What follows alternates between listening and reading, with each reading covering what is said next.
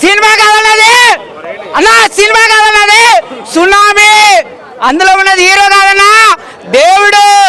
అందులో ఉన్న పేరు ఎవరు? పవన్ కళ్యాణ్ కాదన్నా, పరశురాముడు, భగత్ సింగ్, జగవీర, ఛత్రపతి శివాజీ. బద్దలు పడగొట్టిండన్న మ్యూజిక్. ఆ ఫైట్ అయిందన్న. ఆ అమ్మాయి తన పోరగాల సూదులు పెట్టి పొడుస్తుంది కళ్ళతోటి చూసి. సూపర్ అయిందన్న సినిమా. 5కు 5, 10కు 10, 100కు 100, 1000కు 1000, లజ్జకి లజ్జ. గల్లీ లీడర్, ఢిల్లీ లీడర్ అయిండు ఈ సినిమాతో. పిల్ల బచ్చగా వాళ్ళందరూ ప్యాన్ ఇండియా హీరోలు అయితే మా హీరో ఇంకా ఈయనే ఉన్నాడా చాలా మంది అనుకుంటున్నారు. ఈ సినిమా తోటి ఒక నిమిషం వేరే చెప్తా. ఈ సినిమా తోటి మా హీరో కూడా ప్యాన్ వరల్డ్ హీరో అయిపోయిండు.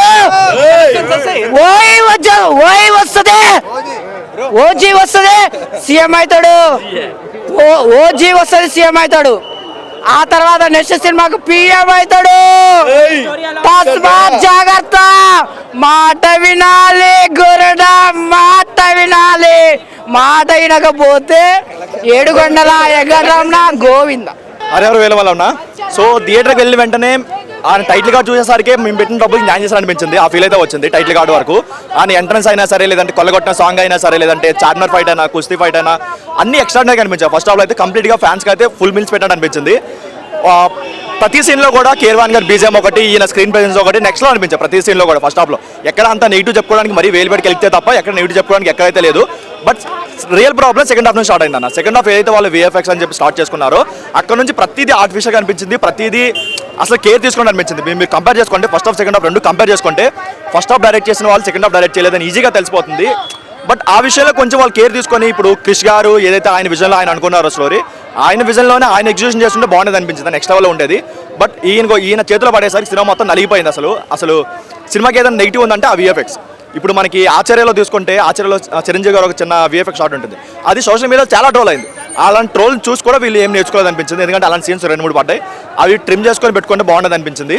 అండ్ ఇంకొకటి సెకండ్ హాఫ్లో ఇంకోటి ఏంటంటే హార్స్ సీన్స్ ఉంటాయి. హార్స్ సీన్ వచ్చే ప్రతి సీన్ దగ్గర కూడా VFX పెట్టేసి చెడగొట్టారు అనిపించింది. అండ్ ఇంకొకటి మెయిన్ సీక్వెన్స్ 2 ఉంటాయి అన్న సెకండ్ హాఫ్లో. ఒకటి యజ్ఞం సీన్ ఒకటి ఉంటుంది. యజ్ఞం సీన్ చాలా బాగా వచ్చింది. అక్కడ ఆ కాన్సెప్ట్ అయినా సరే, లేదంటే అక్కడ డైలాగ్స్ అయినా సరే, కన్వర్జేషన్ అయినా సరే చాలా బాగా వచ్చింది. కాకపోతే ఒక్క నెగిటివ్ ఏంటంటే అందులో VFX. ఆ VFX ఒక వర్షం పడే సీన్ ఒకటి ఉంటుంది. అందులో పెద్ద మొహంలా చూపించి మరీ దరిద్రం చేశారు అనిపించింది. అది కొంచెం మంచి కేర్ తీసుకుంటే బాగుండదు అనిపించింది, లేదా ట్రిమ్ చేసుకుంటే బాగుండదు అనిపించింది. ఎవరు సెకండ్ హాఫ్ మంచిగా పట్టించుకోకుండా వదిలేశారు అనే ఒక ఇదైతే కంప్లైంట్ అయితే రైజ్ అవుతుంది. టోటల్గా అయితే ఫస్ట్ హాఫ్ వరకు ఫ్యాన్స్ ఫుల్ న్యాయం చేశాడు. దాని వరకు 3.5 ఇవ్వచ్చు. కానీ సెకండ్ హాఫ్ మరీ 2 ఇచ్చే రేంజ్లో కూడా లేదు. ఇంకా సెకండ్ హాఫ్ కంప్లీట్ డిసప్పాయింట్ అవుతారు. ఇప్పుడు మనకి ఏదైతే అనుకునే వాళ్ళు ఈ ఇయర్ కన్నప్ప అనే బిగ్గెస్ట్ ట్రోల్ మెటీరియల్ అయితేమో VFX విషయాలు అనుకున్నాం. కానీ కన్నప్పని మించి అయింది ఆదిపురుష్ దరిద్రాపోలు అయింది OTTలోకి వచ్చాక. ఆ లెవెల్లో VFX అయితే ఉంది. సినిమాకి ఏదైనా నెగిటివ్ అంటే మొత్తం VFX 1 to 10 మొత్తం VFX. బాబు కోసం ఎప్పుడు కోతలే మాది. ఎందుకంటే ఆయన కోసం పుట్టాం, ఆయన కోసం మరణిస్తాం. సినిమాకి రావడమే గొప్ప. దాంట్లో ఎలా ఉంది, ఎంత కొట్టుతుంది, ఎంత చేస్తుంది, ఇవన్నీ వేస్ట్, ఇవన్నీ పెట్టుకోవద్దు అని రావడమే గొప్ప థియేటర్లలో. మళ్ళీ అది కాక సినిమా ఎంత కొడుతుంది, ఇవన్నీ ఇగో పనికిరాని మాటలు.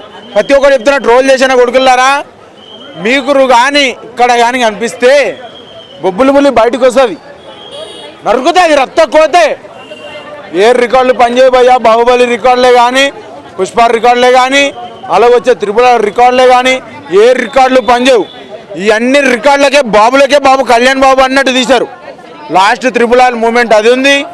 నెక్స్ట్ ప్రతి ఒక్కటి కూడా కళ్యాణ్ బాబు అయితే ప్రతి ఒక్కటి కూడా కవర్ చేశాడు సినిమాని.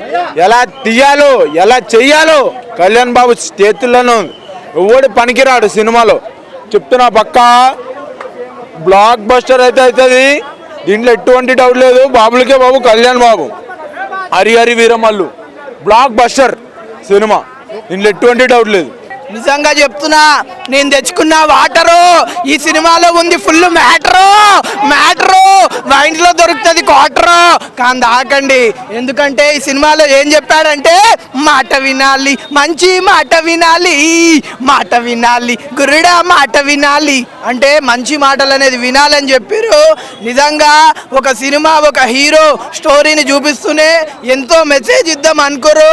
నిజంగా అక్కడ హీరో చెప్పంగానే వాన పడుతుంది, ఇడికి బయటికి రాగానే కూడా ఈ సినిమా చూసి రాగానే కూడా ప్రతి ఒక్కరు వానలో తడిసి పావనం అయిపోయారు. పవర్ స్టార్ పవన్ కళ్యాణ్ అంటే ప్రతి ఒక్కరికి వాన పడుతుందని అర్థమైంది. నిజంగా మూవీ అంటే చాలా బాగుంది. ఎలా ఉంది సినిమా చాలా బాగుంది.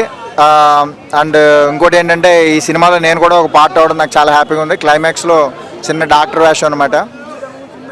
ఈ సినిమాకి ఇద్దరు హీరోలు అని చెప్పొచ్చు. ఒకటి పవన్ కళ్యాణ్ గారు అయితే, రెండోది ఎంఎం కీరవాణి గారు అని చెప్పొచ్చు. చాలా బాగుంది, అద్భుతమైన సినిమా.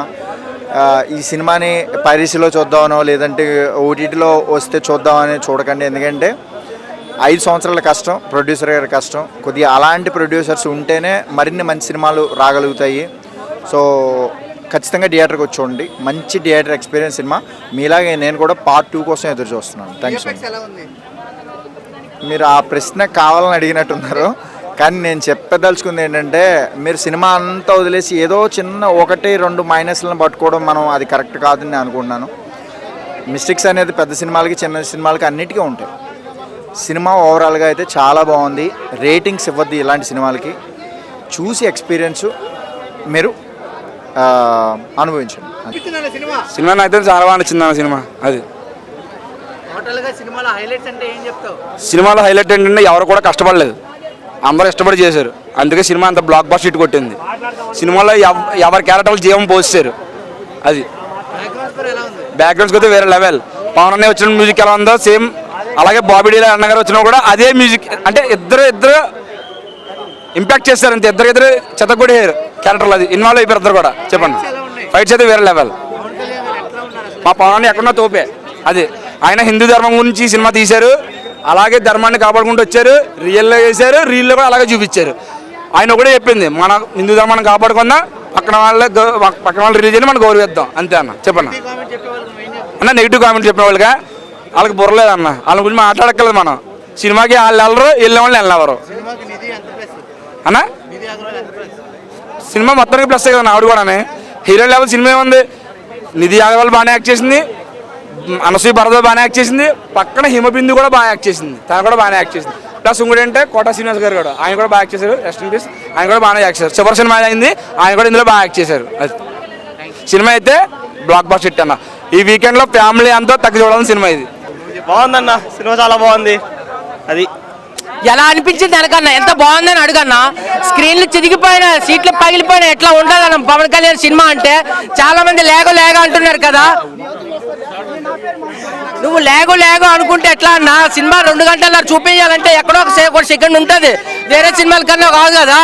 ఇది ఎట్లా సినిమా సూపర్ డూపర్ హిట్ అయింది. మీరు ఇట్లా సినిమాని హిట్ అయిన సినిమాని కూడా పబ్లిక్ టాక్ లో చంపేస్తున్నారంటే ఇంక సినిమాని ఇంకా ముందుకే వెళ్ళనిస్తున్నారు. ఒక సినిమాకి హైలైట్ పాయింట్ అంటే ధర్మం అన్న. ధర్మం అంటే నిల్చోవడం కాదు, నిలబెట్టడం. ఒక వ్యక్తిని నిలబెడితే ధర్మం మిమ్మల్ని నిలబెడతాది. ఇదే అన్న సినిమాలో హైలైట్ పాయింట్ అన్న.